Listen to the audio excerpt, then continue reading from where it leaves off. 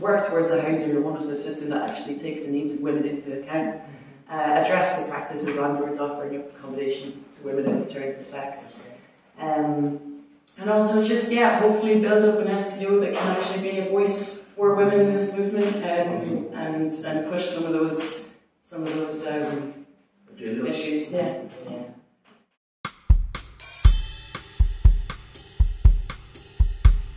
Well, I just wanted to talk a little bit about the issues facing women in homelessness. Okay.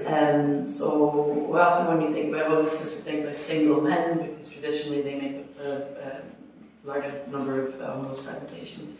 Actually, since 2002, between 45 and 49% of homelessness applicants have been women. So there's been a massive rise in homelessness among women, an increase in homeless applications made by women, both as a main applicant and as for a household, as well as single women. And there's also been a rise in the number of applications from households with children, where the main reason given is domestic abuse. I didn't know this, that in 2019 a Scottish household became homeless every 18 minutes. That's right. That's incredible. Yeah, women tend to become homeless younger than men. So in 2021, this is the most recent statistics, between the ages of 16 and 24, and between the ages of 24 and 35, there are more homeless women than there are men.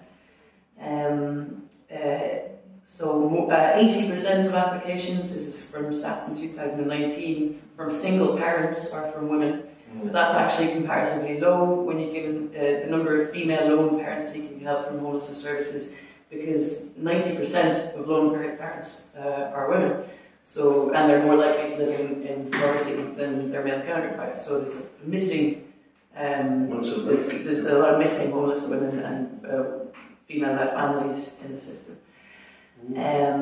So the housing situation for women is defined by unequal access to resources and safety. So it relates to women's inequality in society. We make up the majority of renters in social housing, and we make the minority of homeowners in Scotland. Social security cutbacks hugely disproportionately affect women. Women in the UK are twice as dependent on social security payments as men, and they're much more likely to be in receipt of housing benefit. Also, under the universal credit system, if you're a lone mother under the age of 25, you receive lower benefits. And if you become homeless, you lose that benefit. Exactly. So you have nothing. Exactly. Yeah. So the lack of social housing, council housing, has forced households to move into the private rented sector, which is not adequate in terms of affordability, quality of housing, accessibility, security, etc. So market-dominated policies disadvantage women and female-led households. On average, women have lower incomes, they have less capital, they have less ability to rent and to buy homes, and they spend a higher proportion of their income on rent, something like 15% more of their income goes on rent. Households headed by women are more likely to be overcrowded, substandard, poor quality homes. And this has also been shown to have a disproportionate effect on the mental and emotional well-being of women and children. I'm sorry, as I go on, this just gets darker and darker, because this is the reality for women in homelessness. You can't really discuss the issue without touching on the really dark elements of it. So, abuse is endemic in women's homelessness. One report found that 4 out of 10 young women who are homeless became so due to having been subjected to sexual abuse early in life. It is a major cause of homelessness for women, because young women might have to leave the family because of the disclosure of abuse, and then you can also develop problems in your relationships, etc., due to behaviours that are seeking to cope with or resolve post-traumatic stress, like alcohol, drug use, etc.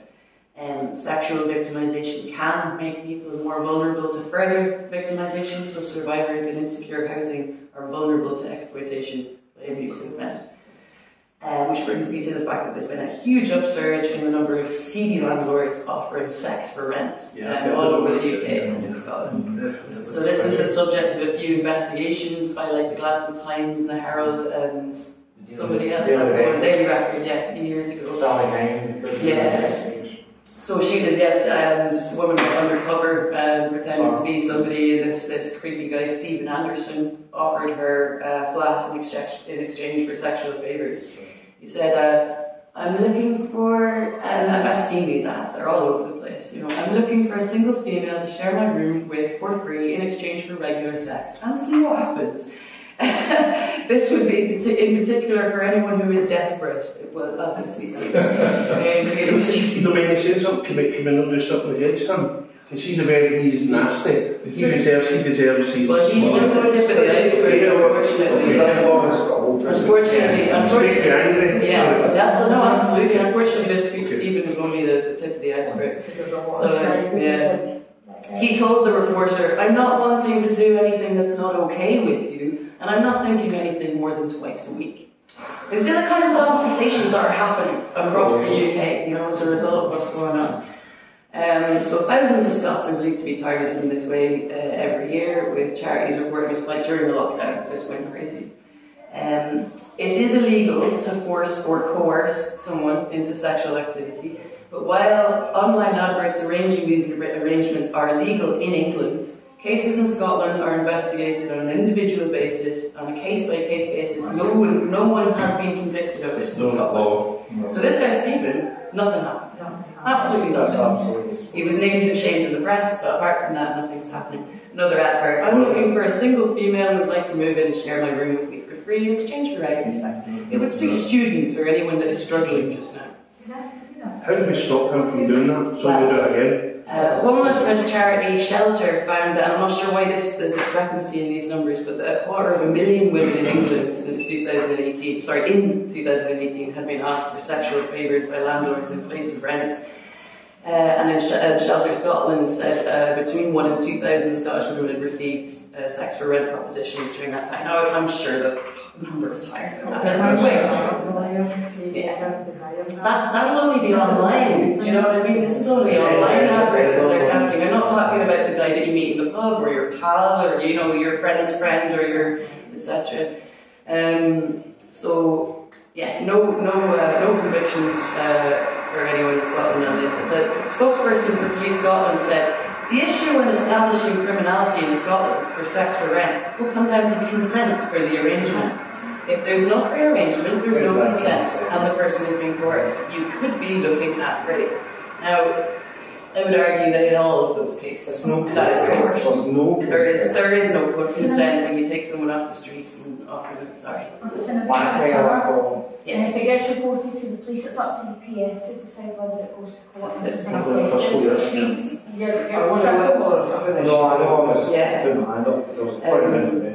So in 2017, the Scottish Government was urged to bring in new legislation that would outlaw these practices.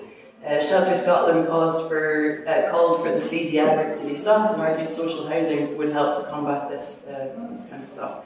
The SNP passed a motion to consider introducing a law that would make it an offence to advertise accommodation as being free with the intent of soliciting sexual relationships. That's great. Action taken there by the SNP as usual. Mr. Campbell Sturges added, because no money changes hands, it's a very legally grey area. The UK government is considering whether new laws are meant. So this is happening right now as well. A great woman is actually pushing this through. And so they have that you can be tried under the Sexual Offences Act, but this is about bringing in legislation to actually tackle the sex for rent issue. And since 2019 in Scotland, it has been one of the issues being addressed by a multi-agency group set up by the Scottish Government to tackle the harms caused by commercial sexual exploitation. So that's 5 years of no action, but it's okay because there's a task force that are discussing it apparently. The men who create these adverts understand that women are more likely to exhaust every option before resorting to rough sleeping. Women have a lower life expectancy than men on the streets at 43. It's about to get dark, I'm sorry. So this is a Natalie Lee, support worker for Simon Community, talking to, I think, Glasgow Times a couple of years ago. Women on the streets face more complex challenges. Women are typically financially and sexually exploited by their male counterparts. They are able to fund their lifestyles by begging or prostitution, and this leaves them vulnerable to further violence and risk of harm. They also face huge challenges in relation to their sanitary needs. You can imagine periods hygiene when you're living in the streets, it's impossible. Alison is a woman that she was exposed to sexual assault one night while she was, sorry about this guys, but she was staying at a Glasgow hotel for the homelessness. I was in a hostel 2 years ago. Me and my man were lying in bed sleeping and I got raped in my own bed next to my man, she said. I used to sleep in a doorway and I was chased round and round by a man once. I got in and used some plywood which I pulled across the door. I could hear him raking about the bins. I never shook so much in my life. If he found me, I don't think I'd be here today. There's so many stories like this, you know. Historically, women will use creative ways as a means of avoiding sleeping on the street, says Natalie. They often choose to live in a chaotic environment, stay in situations of domestic abuse, etc., or in an unsavoury character's flat as a means of self-preservation. Another woman, Sally, said that she was raped after accepting an invitation from a man to go back and have a bath. He offered me to have a bath at his place, but he wanted more than that. He forced me to do all sorts. She is often pestered for money, she is often pestered by passers-by through sex, which she rejects. And she says, I've got 94 missed calls, holding up her mobile phone. I gave my number to a guy because I thought he was nice, but now I'm going to have to change my number because he'll appear down here anyway, so that's not going to, just refusing his calls isn't going to do it. And this kind of reminded me of this guy, David Mulholland, who's been in The Digger recently, as the Beast of Kelvin Dale, or the Beast of, Driftwood. This guy is Glasgow's copycat black cat rapist, so he drove around for about 30 years picking up women and girls. Yeah, but he kept women captive in his flat, at least 2 women that we know of. And part of that is, I think, it's vulnerable people who will accept a lift somewhere, or they'll accept a bit of food or a bit of money or whatever. He takes them home, they feel indebted to him, and then it becomes this whole situation of abuse where he just wouldn't let them leave. This guy's going to walk free because there wasn't sufficient evidence to put him away. So there are guys like this walking around just waiting to prey on vulnerable women. A lot of women don't engage with homelessness services, and the homelessness system I put is in collapse, but I think it's fair to say the homelessness system in Glasgow has collapsed. There is no functioning homelessness system in collapse at this point. I remember 10 years ago, it was already in collapse. So 25% of people turning up are what we then is 4 different case centres during the day and the Hamish L in the evening. 25% of people, according to the official stats collected by GHN and other people, were being told that there was no accommodation available. So there's no temporary accommodation for you, you just go find somewhere else. But we know that the real figure is higher because we know from speaking to people that worked in those centres that people were being turned away regularly without being recorded. And the ones that were getting recorded were often being found to be intentionally homeless. Which, in the case of one woman that I met, meant that she had refused to go and stay with her drug dealer boyfriend after she'd just gotten out of prison clean. And they said, well, go back and stay with him. And she said, no, I'm going to end up back on the stuff. And they said, well, you're intentionally homeless then. So at the time of the homeless workers' strike, I remember like 10 years ago hearing that they had a backlog of 6,000 open cases to make their way through. After that, they decided to shut the centres and slash the homelessness budget. But within the sector, within the Hamish L, the homeless casework centres, within GHN, within all the charities that are funded by the council, there is a culture of bullying and silence, which makes it impossible to publicise, admit, honestly talk about what the situation is. And for years they have been trying to silence their own employees. I remember when that figure came out, Shelter made a big deal of it. That's right. in that Christmas. And I knew this because those figures were in the public domain. GHN puts them in the public domain, but what they do is they put them on a website with a really weird name that you will only be able to find if you knew. So you can't just go looking for it, you have to put in a Freedom of Information request or something to actually find this information.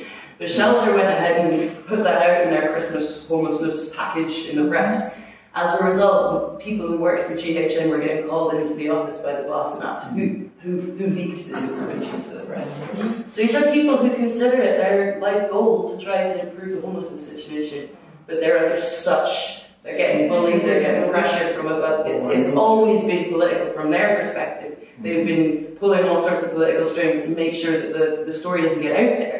But when it comes to actually taking political action on it and accepting what the problems are, going, okay, this is the situation, we have to deal with it, they've been a whole lot of dishonesty around it. So a series of investigations by the Scottish Government into the Glasgow City Council's failure to meet its legal obligation to provide emergency accommodation completely fruitless, because our politicians lack any kind of teeth to place any kind of incentives on social landlords. This situation will continue to escalate until political action is taken, and we have to reshape the system so that there is some incentive, some onus, some legal obligation on the part of these social landlords to actually provide this housing. Sorry, nearly there. Homelessness services are not designed for women, and they don't take their needs into account. So I was thinking about one day that I went into one of the homeless settings, the Northwest Casework Centre, and there was a woman there with 2 small children who were kicking off, stressed, tired, upset all day. She must have been there for 10 hours. No one offered her a quiet place to sit, a drink of water. There was no support offered. No one was going to shuffle her to the front of the queue so she could get seen sooner. She must have stayed there for 10 hours, and I'm pretty sure by the end of the day she was told, no accommodation available, come back tomorrow. So I don't know how many days she was expected to sit in that hot, stuffy room with 2 small children screaming at night. And these staff are supposed to be trained to deal with the specific needs that people will have, fleeing domestic violence and all the rest of it. And they're not, they're not. And so once you're lucky enough to be assessed as unintentionally homeless, which often requires you to go to a lawyer and get a letter written to the casework centre saying this is actually a legal obligation. I think Shelter and Government Law Centre are the only people that will really help you with that. Once you're lucky enough to be assessed as unintentionally homeless, emergency accommodation can be as unsafe as being on the street. So we talk about the epidemic of deaths in hotels, and it's so sad to hear that this is always happening at the Queen's Park Hotel, because that hotel has been notorious for years. So many people tell stories about that. I personally know 2 women who have been sexually assaulted while staying in the Queen's Park Hotel. There's no security. And then Bailey sadly brought this to my attention a couple of weeks ago, which I sent to you guys, and we weren't able to find any news about it anywhere. This was on a bartering sharing page for Glasgow. Hi there, I'm posting this due to unseen circumstances. I discovered a young girl dead when I was in the Queen's Park Hotel, and I've left all my belongings and food there. I'm not getting paid until Friday. I'm wondering if anyone can help me with food and a change of clothes. I'm sure there was a time that when a young woman would have died in a hotel in Glasgow, that would have made the news. So yeah, the needs of women, and of course, that could well have been an overdose. No idea what that is. Like, do we not have a protest against that? So the needs of women in temporary emergency accommodation are overlooked. Secure refuge accommodation is often a vital first step for women experiencing domestic or sexual abuse. Women who are separated from their children, often as a result of domestic abuse, can be prevented from regaining custody for overnight stays if they are allocated unsuitable housing. So secure specialist refuge accommodation, and I would add women-only accommodation for women experiencing domestic abuse is needed. And then I've just got to recap, but yeah, basically you need adequate provision of emergency shelters, hostels, social rehabilitation centres, women's aid centres, work towards a housing or homelessness system that actually takes the needs of women into account, address the practice of landlords offering accommodation to women in return for sex, and also just, hopefully build up an STO that can actually be a voice for women in this movement, and push some of those